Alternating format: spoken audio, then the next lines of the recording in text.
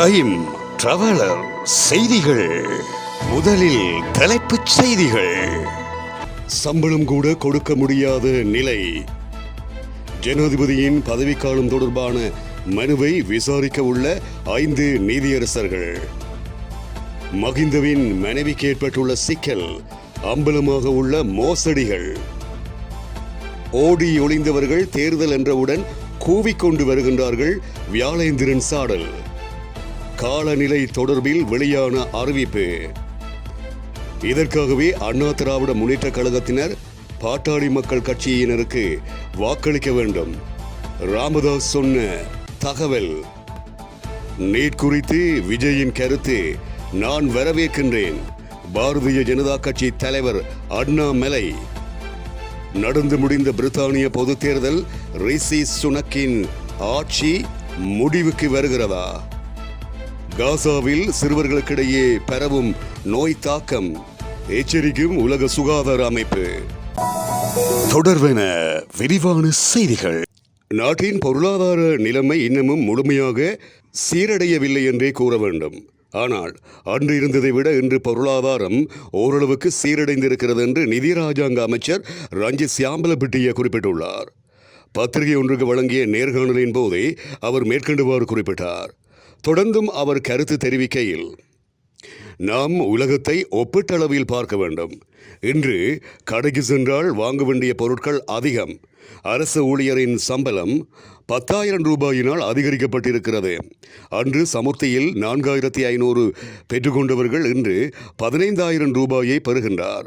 அன்று விவசாயிகள் யூரியாவை 50,000 ரூபாவுக்கு வாங்கினார்கள். இன்று அந்த நிலைமை மாறி 10,000 ரூபாவுக்கு அதனை வாங்கக்கூடியதாக உள்ளது. இவற்றின் அடிப்படையில் வைத்து பார்க்கும்போது நாம் சரியானதொரு இடத்தை நோக்கி செல்கின்றோம் என்பது தெளிவாகிறது. 2023ஆம் ஆண்டின் கடைசி காலாண்டில் நாட்டின் பொருளாதாரம் ஓரளவுக்கு உறுதியான நிலைக்கு சென்றுள்ளது. எதிர்க்கட்சிகள் எல்லாம் கூச்சல் போடுகின்றன. தேர்தல் ஆண்டு என்பதால் இந்த வேலையை செய்ய முடியாது. சம்பளம் கூட கொடுக்க முடியாத நாட்டில் 10,000 ரூபாயை கூட அரசு தலைவர் உயர்த்தினார். எதிரணியை பொறுத்தவரை இதையெல்லாம் நாம் பார்த்து நிறுத்த வேண்டும் என்பதே எதிர்பார்ப்பாகும். பொறுப்பில் இருந்து தவறிய ஒரு எதிர்க்கட்சியை நாங்கள் சமாளிக்க வேண்டியிருந்ததென அவர் குறிப்பிட்டுள்ளார். இலங்கையில் நடப்பு ஜனாதிபதியின் பதவிக்காலம் தொடர்பாக விளக்கமளிக்க வேண்டும் என்று கோரியும், அதுவரையில் தற்போது திட்டமிடப்பட்டுள்ள ஜனாதிபதி தேர்தல் நடத்தப்படக்கூடாது என்று உத்தரவிடக் கோரியும் தாக்கல் செய்யப்பட்ட மனு எதிர்வரும் ஜூலை 8ஆம் நாளன்று விசாரணைக்கு எடுத்துக்கொள்ளப்பட இருக்கிறது. இதன் நிமித்தம் பிரதம நீதியரசர் ஜெயந்த ஜெயசூரிய தலைமையில் 5 நீதியரசர்களை கொண்ட உயர் நீதிமன்ற அமர்வு அமைக்கப்பட்டுள்ளது. விஜித் மெலல்கொட, முர்டு பெர்னாண்டோ, பிரித்தி பத்மன், எஸ் துரைராஜா ஆகியோர் இந்த அமர்வில் இடம்பெறுகின்றனர். இந்த மனுவை தொழில் அதிபர் சாமிந்திர தயான் லெனாவ தாக்கல் செய்துள்ளமை குறிப்பிடத்தக்கது. முன்னாள் ஜனாதிபதி மகிந்த ராஜபக்சவின் மனைவி சிரந்தி ராஜபக்சனிடத்தும் சிறிலிய சவிய அமைப்புக்கு பணம் வரவு வைக்கப்பட்டமை தொடர்பில் குற்றப்புலனாய்வு பிரிவினரால் விசாரணைகள் மேற்கொள்ளப்பட இருப்பதாக தெரிவிக்கப்பட்டுள்ளது. எனினும் மேற்கொள்ளப்பட்ட இந்த விசாரணைகளின் அறிக்கைகளை மாற்றுத் தரப்பினர் பெற்றுக்கொள்ளும் முயற்சிகள் குறித்தும் தகவல்கள் வெளியாகியுள்ளன. ஜனாதிபதி ரணில் விக்ரமசிங்கவுக்காக கொள்ளுப்பட்டியில் பிரச்சார அலுவலகம் ஒன்று நடத்தப்படுகிறது. அங்கிருக்கும் பலர் இது தொடர்பான அறிக்கைகளை பெற்றுக்கொள்ள திட்டமிடப்பட்டிருப்பதாகவே தகவல் வெளியாகியுள்ளது. தற்போது வெளியாகியுள்ள தகவலுக்கு அமைய சபாநாயகராக இருந்த சமல் ராஜபக்சவின் உத்தியோகபூர்வ இல்லத்துக்கு சென்று குற்றப்புலனாய்வு திணைக்களம் பெற்றுக்கொண்ட வாக்குமூலம் தொடர்பில் விசேட கவனம் செலுத்தப்பட்டிருக்கிறது. மைத்திரி ரணிலின் கூட்டு ஆட்சியின் ஆரம்பத்திலேயே சிரந்தி ராஜபக்சவின் சிறிலிய சவிய அமைப்புக்கு பணப்புழக்கம் தொடர்பாக பல சர்ச்சைக்குரிய தகவல்கள் வெளியாகியிருந்தன. இந்த நிலையில் அந்த தகவல்கள் ரணிலின் பிரச்சார நடவடிக்கையில் ஈடுபடும் தரப்பினருக்கு விரைவில் வழங்கப்படலாம் என கொழும்பு அரசியல் தரப்பு தகவல்கள் தெரிவிக்கின்றன. நாடு பற்றியறிந்து அந்த நிலையில் இருந்தபோது ஓடி ஒளிந்தவர்கள் ஜனாதிபதி தேர்தல் என்றவுடன் நானும் ஜனாதிபதிதான் என்று கோவிக்கொண்டு வருவதாக ராஜாங்க அமைச்சர் சதாசிவம் வியாழேந்திரன் குறிப்பிட்டிருக்கின்றார்.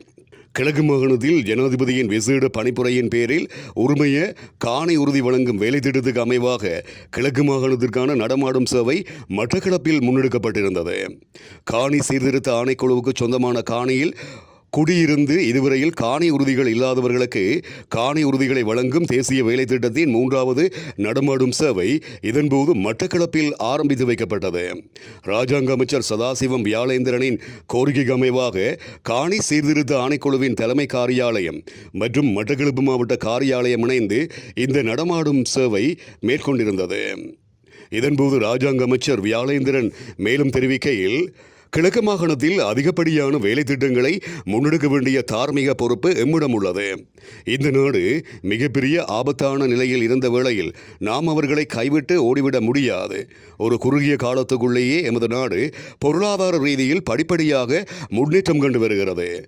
மக்கள் தலைவர்கள் என்பவர் வெளிச்சத்தை ஏற்பவராக இருக்க வேண்டும். ஜனாதிபதி தேர்தல் வர இருக்கிறது. தினம் தினம் பல ஜனாதிபதி வேட்பாளர்கள் வந்து கொண்டே இருக்கின்றார்கள்.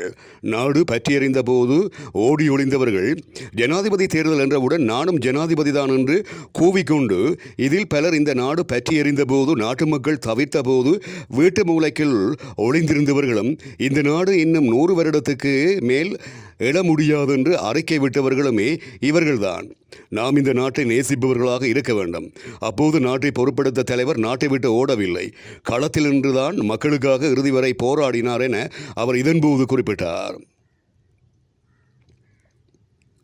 மேல் சப்ரகமுவ மற்றும் வடமேல் மாகாணங்களிலும் கண்டி, நுரைலியா, காலி மற்றும் மாத்தறை மாவட்டங்களிலும் அவ்வப்போது மழை பெய்யும் என எதிர்பார்க்கப்படுவதாக எதிர்வு கூறப்பட்டுள்ளது. வளிமண்டலவியல் திணைக்களம் வெளியிட்டிருக்கின்ற அறிக்கையிலேயே இவ்வாறு தெரிவிக்கப்பட்டிருக்கிறது. அத்துடன் மேல் மற்றும் சப்ரகமுவ மாகாணங்களிலும் காலி மற்றும் மாத்தறை மாவட்டங்களிலும் சில இடங்களில் 75 மில்லிமீட்டருக்கும் அதிகமான ஓரளவு பலத்த மழை வீழ்ச்சி எதிர்பார்க்கப்படுகிறது. ஊவா மாகாணத்திலும் அம்பாறை மற்றும் மட்டக்களப்பு மாவட்டங்களிலும் சில இடங்களில் மாலையில் அல்லது இரவில் மழையோ அல்லது இடியுடன் கூடிய மழையோ பெய்யக்கூடிய சாத்தியம் காணப்படுகிறது. மத்திய மலைநாட்டின் மேற்கு சரிவு பகுதிகளிலும் வடக்கு, வடமத்திய மற்றும் வடமேல் மாகாணங்களிலும் திருகோணமலை, ஹம்பாந்தோட்டை மற்றும் மொனராகல மாவட்டங்களிலும் அவ்வப்போது மணித்தியாலத்திற்கு 40 தொடக்கம் 50 கிலோமீட்டர் வரையிலான வேகத்தில் பலத்த காற்று வீசக்கூடிய சாத்தியம் காணப்படுகிறது. விக்கிரவாண்டி இடைத்தேர்தலை அண்ணா திராவிட முன்னேற்ற கழகம் புறக்கணித்ததை தொடர்ந்து அந்த கட்சியின் வாக்குகளை கவர பல கட்சிகளும் முயன்று வருகின்றன. தேசிய ஜனநாயக கூட்டணியில் போட்டியிடும் பாட்டாளி மக்கள் கட்சியின் அன்புமணிக்காக பிரச்சாரம் செய்தபோது அந்த கட்சியின் தலைவர் அன்புமணி ராமதாஸ் பின்னால் இருந்த பேனரில் ஜெயலலிதாவின் புகைப்படம் இடம்பெற்றிருந்தது. அவரும் அண்ணா திராவிட முன்னேற்ற கழகம் மற்றும் தேமுதிக கட்சியினர் பாமாவுக்கு வாக்களிக்க வேண்டும் என கூறினார்கள். அதனையே ராமதாஸ் தற்போது கூறியுள்ளார்.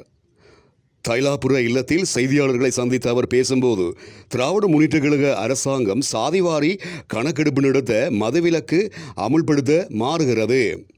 அந்த வகையில் மக்கள் கள்ளக்குறிச்சி சாவுகளால் கொந்தளிப்பில் இருப்பதை தெரிந்தே திராவிட முன்னேற்ற கழகத்தினர் அத்துமீறலில் ஈடுபட்டிருக்கின்றார்கள். அவர்களின் அத்துமீறலை முறியடித்து பாட்டாளி மக்கள் கட்சி வேட்பாளர் வெற்றி பெறுவார். பாட்டாளி மக்கள் கட்சி அண்ணா திராவிட முன்னேற்ற கழகத்தின் நோக்கம் இடைத்தேர்தலில் ஒன்றாகவே இருக்கிறது. எம்ஜிஆர், ஜெயலலிதா திராவிட முன்னேற்ற கழகத்தை தீய சக்தி என்றனர். அவர்களை வீழ்த்தும் வலிமை பாட்டாளி மக்கள் கட்சிக்கு உண்டு. ஆகையால் பாட்டாளி மக்கள் கட்சிக்கு அண்ணா திராவிட முன்னேற்ற கழகத்தினர் வாக்களிக்க வேண்டும். திராவிட முன்னேற்ற கழகம் தோல்வி அடைந்துவிடும் என்பதால் தான் விக்கிரவாண்டியில் முதல்வர் பிரச்சாரத்துக்கு வரவில்லை. அவர் பிரச்சாரமே செய்தாலும் திராவிட முன்னேற்ற கழகத்துக்கு தோல்வி நிச்சயம் எனவும் அவர் மேலும் குறிப்பிட்டிருக்கின்றார்.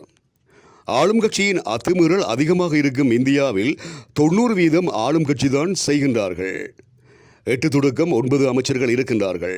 வேட்டி சேலை போன்றவற்றை பிடித்திருக்கின்றார்கள். இருப்பினும் இம்முறை விக்கிரவாண்டியில் வெற்றி கிடைக்கும் என நம்பிக்கை உள்ளது என தமிழக பாரதிய ஜனதா கட்சி தலைவர் அண்ணாமலை குறிப்பிட்டிருக்கின்றார். தேர்தலில் ஒரு கட்சி தைரியமாக நிற்க வேண்டும். நிற்காத கட்சி என அண்ணா திராவிட முன்னேற்ற கழகத்தை சுட்டிக்காட்டி யாருக்கு வாக்களிக்க வேண்டும் கூடாது என்கின்ற பிரச்சாரத்தை சமூக வலைதளத்தில் செய்கின்றார்கள். 3 தொடக்கம் 4 இடங்களுக்கு செல்வோம் என்றுதான் அவர்கள் போட்டியிடவில்லை. கள்ளக்குறிச்சி விவகாரம் தேர்தலில் எதிரொலிக்க வேண்டும். இது சாதாரண மரணம் இல்லை, கள்ளச்சாராய கொலை. அனைவருக்கும் கருத்துக்கள் உள்ளது. நீட் குறித்து அவரின் கருத்தை அவர் குறிப்பிட்டிருக்கின்றார். அதில் பிரச்சனை இல்லை.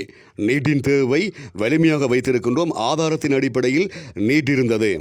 சட்டப்பேரவையில் திராவிட முன்னேற்ற கழகம் 3 முறை நீட் எதிர்ப்பு தீர்மானம் கொண்டு வந்துள்ளது. அதில் வெள்ளை அறிக்கை ஏன் இல்லை? அரசியல் கட்சி தலைவர்கள் கருத்து தெரிவிப்பதற்கு முன்பு என்ன நிலையுள் பேச வேண்டும் என்பதை சிந்திக்க வேண்டும் எனவும் அவர் மேலும் குறிப்பிட்டிருக்கின்றார். இங்கிலாந்தின் எதிர்க்கட்சியான தொழிலாளர் கட்சி தற்போதைய கன்சர்வேட்டிவ் கட்சியை வீழ்த்தி மிகப்பெரிய நாடாளுமன்ற பெரும்பான்மையை வெல்லும் என வாக்களிப்பு முடிந்த பிறகு வெளியிடப்பட்ட கருத்து கணிப்புகள் தெரிவிக்கின்றன. கெய்ர் ஸ்டார்மர் பிரித்தானியாவின் அடுத்த பிரதமராக வருவார் என்றும் அவரது தொழிற்கட்சி நாடாளுமன்ற தேர்தலில் பெரும்பான்மையுடன் வெற்றி பெறும் என்றும் கருத்து கணிப்பில் தெரிவிக்கப்பட்டுள்ளது. ரிஷி சுனக்கின் கன்சர்வேட்டிவ்கள் அதனுடைய கட்சி வரலாற்று இழப்புகளை சந்திக்க நேரிடும் என்றும் கணிக்கப்பட்டுள்ளது. இதனூடாக தற்போது பிரதமர் ரிஷி சுனக் தலைமையிலான கன்சர்வேட்டிவ் கட்சியின் 14 ஆண்டுகால ஆட்சி முடிவுக்கு வரும் என எதிர்பார்க்கப்படுகிறது.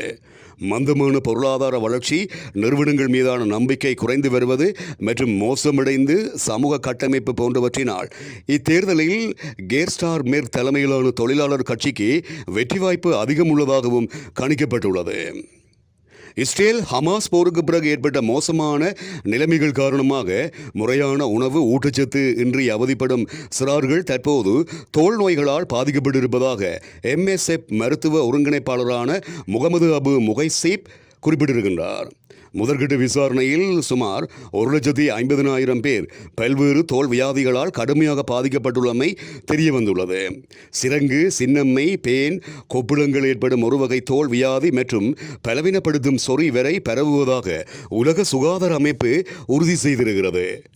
வெறும் தரையில் மண் மீது படுத்துறங்கும் நிலை இருப்பதால் இதுபோன்ற தோல் வியாதிகள் ஏற்படுவதாகவும் முன்பு போல தற்போது தங்கள் பிள்ளைகளை குளிக்கச் செய்ய முடியாமல் அவதிப்படுவதாகவும் தாங்கள் வசிக்கும் இடம் சுத்தமாக இல்லை என்றும் கழுவி சுத்தம் செய்யும் வகையில் எங்களுக்கு சுகாதார பொருட்களும் இல்லை என பெண்கள் குறிப்பிடுகின்றனர்.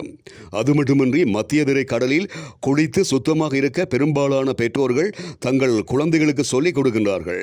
கடலும் தற்போது கழிவுகளால் அசுத்தமாகியுள்ளது.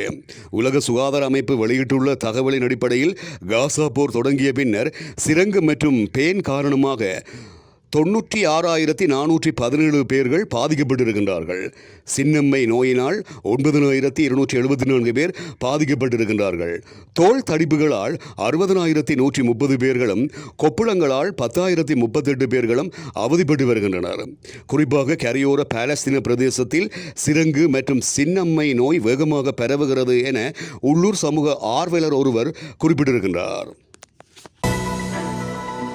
இத்துடன் டைம் டிராவலர் செய்திகள் நிறைவடைகின்றன.